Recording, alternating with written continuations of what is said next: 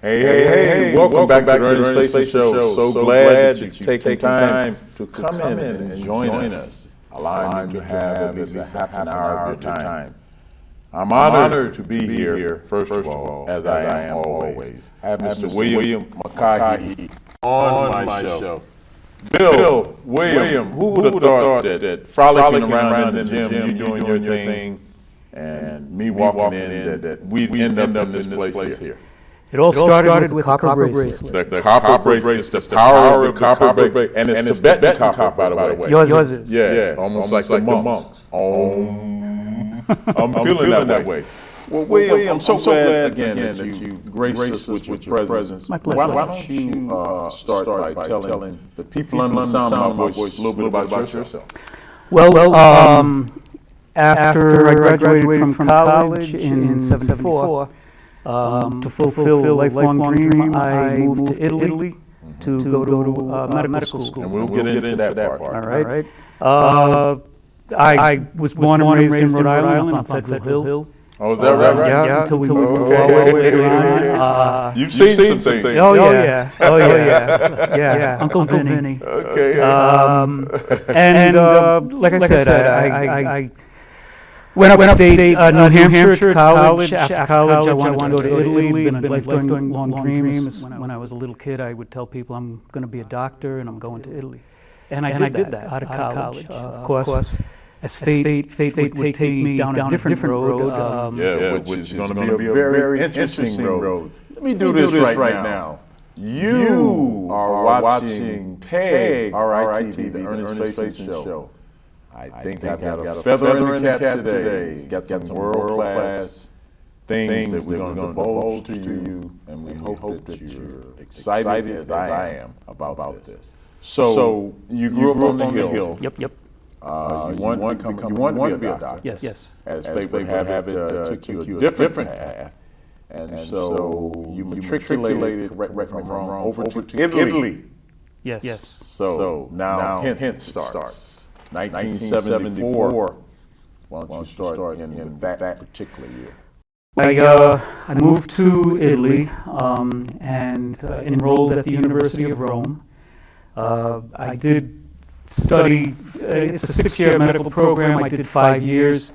I was working in a surgery clinic. What type of doctor were you going to be out of curiosity? I think general practitioner. Although when I would come through customs, returning to the U.S. for a vacation, the customs agent, would say what I was doing overseas, and I would say, if he looked like a dad, I would say I wanted to be a pediatrician. Right. So were you the infamous Dr. Feelgood? Probably. Yeah, that's a beautiful thing. So continue. I wasn't making any money, and I needed to make some money on the side. I was sort of teaching English, and out of the blue, I got a call from an American woman journalist who worked for the Italian language daily in Rome, called the International Courier. She wanted to interview American medical students. The interview took place. I asked her if she had any spots on the newspaper. I was looking I minored in English in college, so I also have a literary background, I guess. And I got my foot in the door, and then there was a So journalism became a passion of yours? Yes. Writing had always been a passion. And then editing, journalism, yeah. That's interesting. So you're in Italy, it's 1974. You started to get your footing, and you became the executive producer and editor-in-chief of Vatican Radio World News Programs. Did you hear that, ladies and gentlemen? The Vatican Radio, as in the Vatican. And so, oops, I've let the cat out of the bag.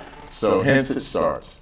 We have a gentleman here by the name of William who actually worked in the Vatican. What was that experience like? It was equivalent to getting a PhD in international studies, Catholicism. It was, a perch on top of the world. I got to travel on many of the apostolic voyages of Pope John Paul II. Right, and I'm looking at some of these wonderful pictures. We will have these a little later for you, but I have a picture here in my hand of a young William meeting John Paul II. Yeah, that was my first encounter personal with the Pope. Incredible. I don't know how many people get the opportunity to actually meet a Pope and to shake hands with a Pope. I think I shook hands with Gerald Ford when he wasn't falling, tripping and falling. Yeah. You watching Peg, RTV, the Ernest Facing show. I float like a butterfly, and I still like a bee.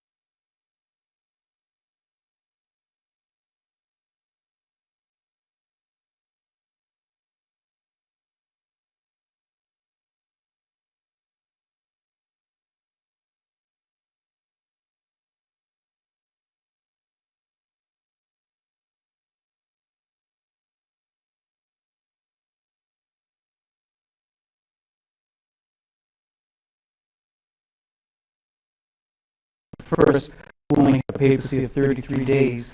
Now, did you meet him as well? No, I did not. Okay. I did not. I wasn't at the Vatican until he became Pope. 74 or whatever. Right. Well, no, 74 was when I got there. Okay. It must have been around, I don't know, 87 when I got to the Vatican. And he reportedly wanted to continue with Pope John Paul I, wanting to make a poor church for the poor.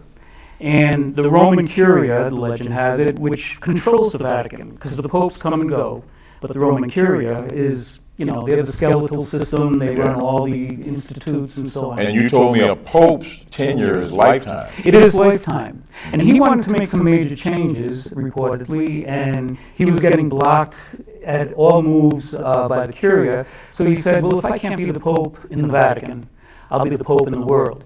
And so he became known as the Pilgrim Pope because he set out on apostolic voyages around the world.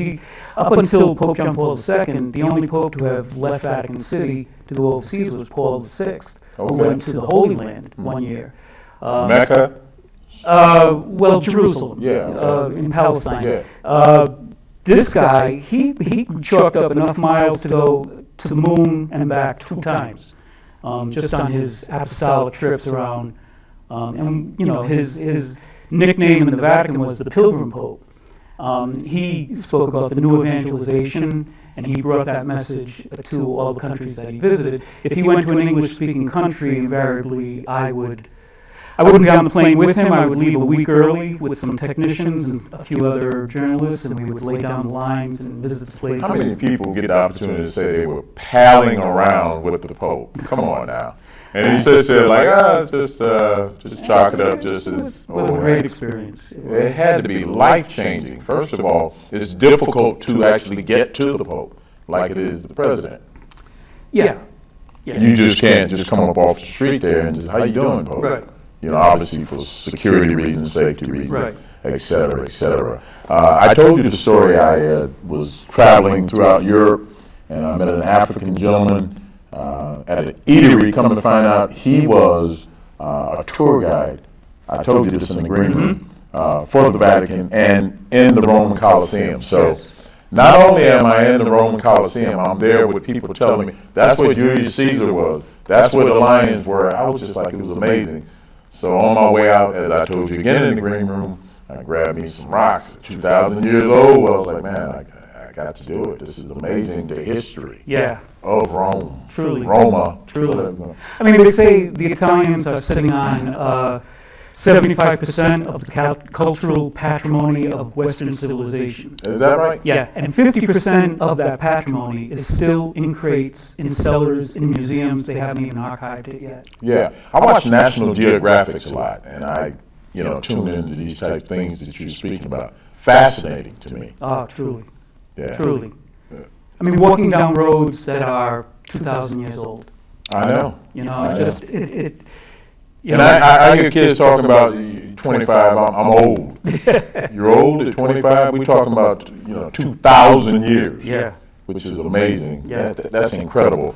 So you took this position as executive producer and editor-in-chief. What were some of your duties and responsibilities? Well, I started as a broadcast editor when I first went in, and we did 3 world news programs. And when I was offered the job, a friend of mine from California was leaving Vatican Radio. She said, "You should try out for my job." And my image of Vatican Radio was a dusty old room with an old monk saying the rosary into an old microphone. When I got in, I was so surprised. It is on a scale of the BBC. The Vatican antennas, there are none bigger. They're German antennas. So they can project all over the world? I got postcards from Australia, people saying, "I heard a male voice talking about the crisis in Rwanda. Can you verify? Was it Vatican Radio?" So the Vatican Radio transmits in AM, FM, long wave, medium wave, short wave. Wow. They are all over the globe. That's something. It is an organ of evangelization. That's incredible. But we dealt in world news. The top news story of the day is what we dealt with, and then we always almost like the BBC, like you said. On a scale of BBC, 34 languages, programming on every wavelength that you could imagine, and we did do segments on Vatican News, on daily Vatican News. At the end of our broadcast, we'd say, "In Vatican News, the Holy Father." Now, was there a certain attire that you had to adhere to? No. Nope. My Italian colleagues were always dressed to the nines. They came to work in suits and ties every day. The French, the Spanish, and the English-speaking bureaus, we wore jeans and bathed out. Laid back. Well, I'd say to people, I have my tuxedo voice. Nobody's seeing me, so I'm going to work comfortable. Yeah. Speaking of which, William, you're not here to take my job, are you? No. By the way, ladies and gentlemen, you're watching PEG RITV, the Ernest Faison Show. I have William. He has worked in the Vatican. He has been palling around throughout his life with the Pope. Is just that Pope, or was there another Pope? No, just John Paul II. Yeah. You also told me that you interviewed Yasser Arafat. Yes. That's incredible. Yes. That's incredible. The head of the Palestinian people was in Rome for a peace conference in Assisi. And his plane landed in Rome, and I had made some friends at the Palestinian. A lot of people didn't trust him. A lot of people labeled him as a terrorist, and I saw him as a freedom fighter. I think if somebody did to my land what happened to his land and his people's land. Like the Ayatollah Khomeini. Well, that's Iranian, and that's a whole different fundamentalism, Islamic fundamentalism. Do you think at best it's all extreme? No, I don't. You say walk a mile in my shoes? Is that where we're going with this? I had, an opportunity to go on a peace mission in Beirut in 1982 when the country was in shambles. I mean, I was in a war zone, visiting the Palestinian refugee camps. Always. And that was a very interesting voyage. Now, did you have a press? Which we have here, you got your press pass here. Yeah. That's incredible. This is the Vatican press pass? That was my daily pass. That was to get into the Vatican. Right. That's incredible. How many people? Look at young William. Look at you. What happened to you, man? What did happen? What did happen? You didn't get old. You got seasoned. Very seasoned. Is that salt and pepper seasoned. Is that what we want to say? Yeah. That's incredible. Now you did tell me you are of Irish and Italian descent. Yes. And you made the joke that some people can drink and cook at the same time. That's right. That's right. Is what you said. Do you gravitate more toward the Irish side or the Italian? The Italian side. My mom was Italian. Okay. My dad immediately adopted the Italian lifestyle. Is that right? Yeah. Yeah. And it's all about family and respect. Cooking. Cooking. Holidays, big Yeah. As a matter of fact, I'm here to let you know that I have some friends of mine. I felt very honored, ladies and gentlemen, watching PEG TV during the Facing Show. We're talking to a gentleman, William, who worked in the Vatican, and he was rubbing elbows with the Pope. And so we were talking about Robbie's Italian, and of course down south, Ernest, collard greens. Yes. There's something of a similarity there. It's all in that same family. There's a lot of similarities. We spoke about that too. Well, you know, the bulk of Italian food is peasant food. And you know, then people get turned on to it, and then it becomes an elegant dish. that's what I've heard. You know, same thing Sausage with and pepper. Southern food. You know, Yeah. it's you scrambled whatever you had, you threw it together, and it was That's right. delicious. And then people were like, let's put this on a restaurant That's menu. right. Grits and liver pudding. Chi- A lot of people don't know about that. I don't like grits. How do you like grits? I'm not a big My fan. cameraman, he doesn't just shake his head like this. Tell me how you really feel, Ollie. He pointed down. I don't know. The grits were okay. I just couldn't do them. I always wanted to taste them because just the word grits, I was like, that sounds delicious. Yeah. And I put it, and I was like, no, not See, doing what it. we do, we get some molasses, and my grandmother and my mother would make biscuits, and we sop, something called sopping the Yeah. molasses with the biscuits. That's old school Yeah. right there. Yeah. There's a lot of old school tradition that we spoke about, and again, a lot of similarities too. It's fascinating. When you were working in the Vatican, did you have to pinch yourself whenever you would meet the Pope and wow, this is really, really happening?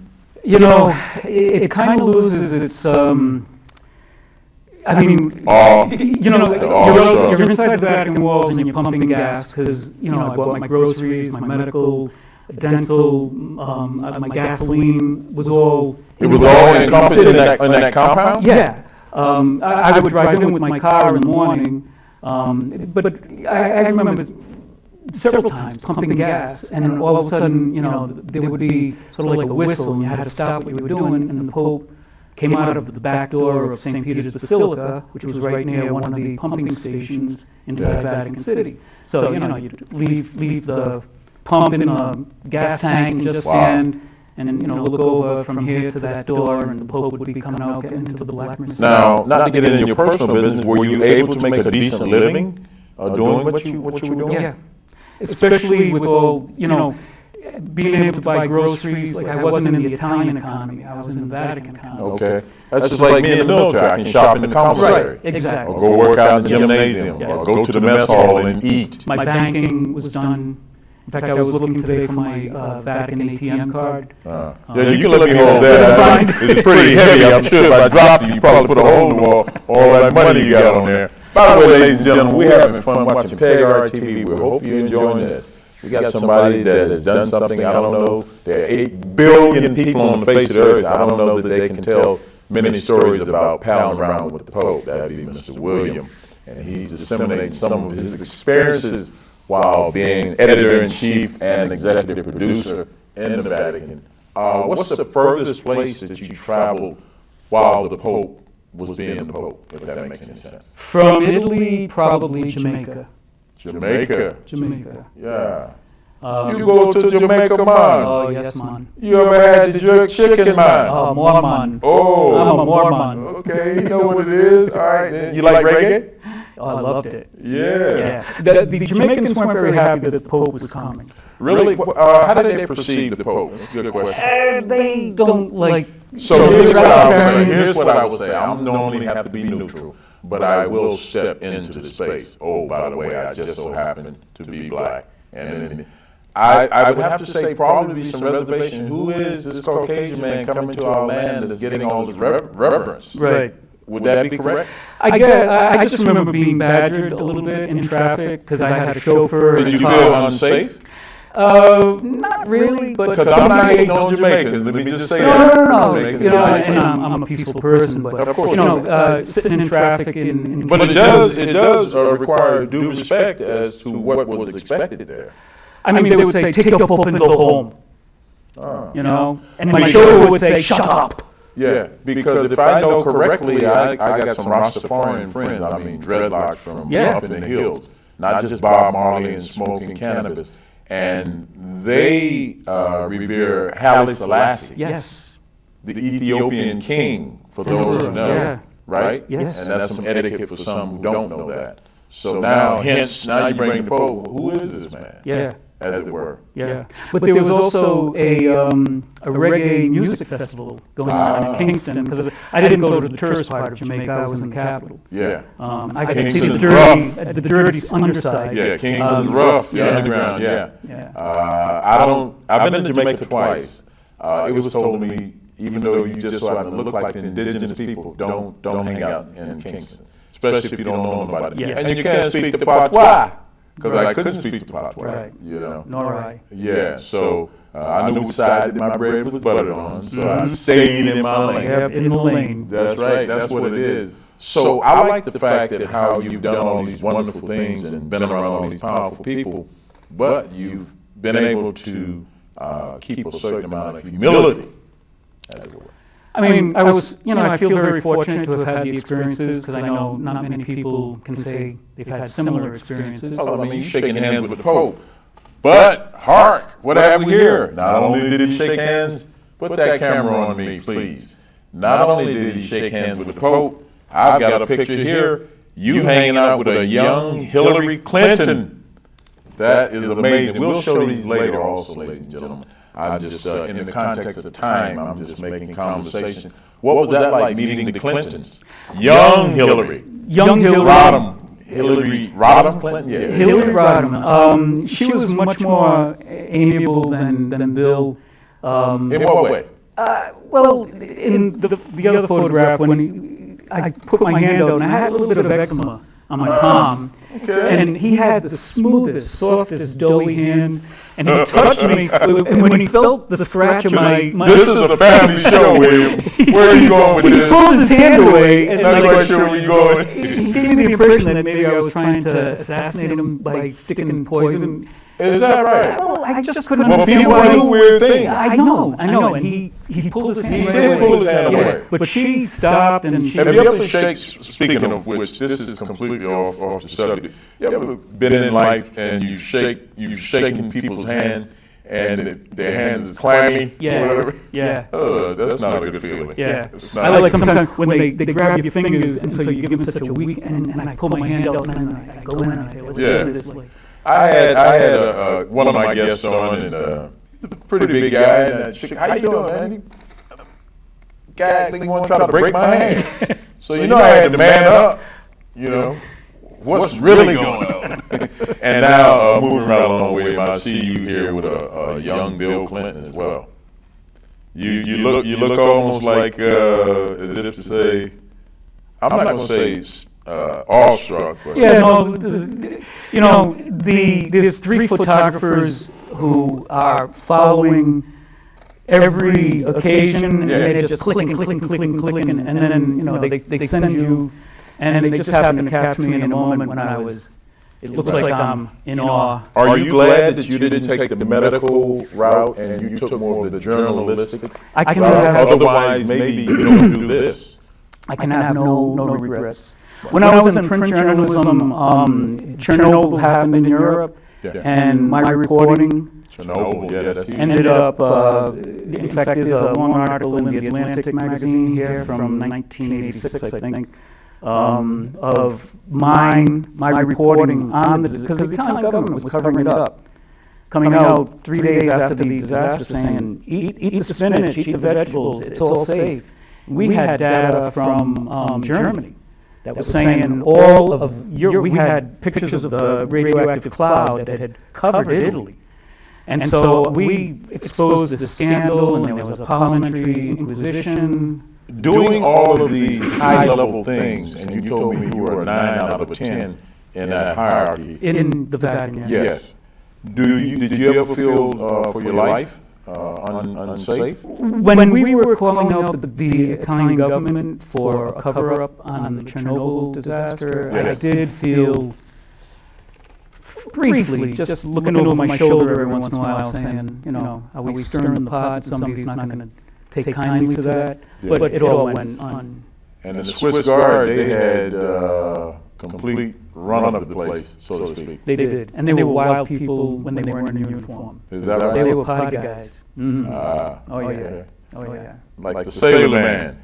And you also share something very interesting, University of Rome with Leonardo da Vinci. Yes, he's an alumnus. Yeah, so he went to the same college. I'm looking forward to the reunion. Yeah, well, it's going to have to be up in glory. Unless you know something. I don't know. We have a good time. You watching PEG RITV? I told you we'd have a good time here. Williams is divulging all of his wonderful experiences in the Vatican and his world travels and meeting all these high-level people. It's really, really fascinating. Like I said, I met Gerald Ford, and he shook my hand, but then he did not fall, by the way. He didn't fall. He held on to you. Yeah. Gave you some stability. Wow. So that I felt like I'd arrived. So the other thing that I want to get to, now you speak Italian, correct? Yes. And what and English? Obviously. Yeah. A little bit. Yeah. Just a tad. Well, you have to speak just a little bit if you're a journalist. You speak Queen's English? I do. That's good. You done good in that movie that I was thinking about. That's a different show. So I'm gonna have you look right into camera 3. Mm-hmm. Was there anything else, real quick, that you want to say in 30 seconds or less? I mean, there's so much that I could say. I think this is. I think I've said it all. I'll come back and we'll do the rest of the other 3 hours of. That's right, because that's 11 years you did that, right? Wow, Yeah. that's incredible. So Holly, we're looking at about a minute here left. Okay. You know, what a pleasure, all these wonderful people that you interview, man. It's incredible. And how you've been able to compartmentalize all these things, and you'll take them to your grave, and not only that, you come bearing gifts of the Pope and all these different people. It's fascinating. I was in the Rainbow once in Hawaii. That'd be one of my big claim to fame there in Hawaii. I looked and I saw all rainbow colors. Really? Yes, I did. You know what? It's been fun. It's been my pleasure. Thank you so much. You're welcome. Ladies and gentlemen, you have been watching PEG RITV. Mr. William McKay on the show. He was a journalist in the Vatican. He's been around the Pope, shaking hands, and doing his due diligence to let the world be a better place and him to document these things. I'm telling you, probably one of the most powerful interviews that I've done. Also that one in Sagamore with the Native American King Philip line. So we hope that you truly enjoyed this. Please tune in next time, as I will try to do better next time. Take care of yourself. God bless. We out.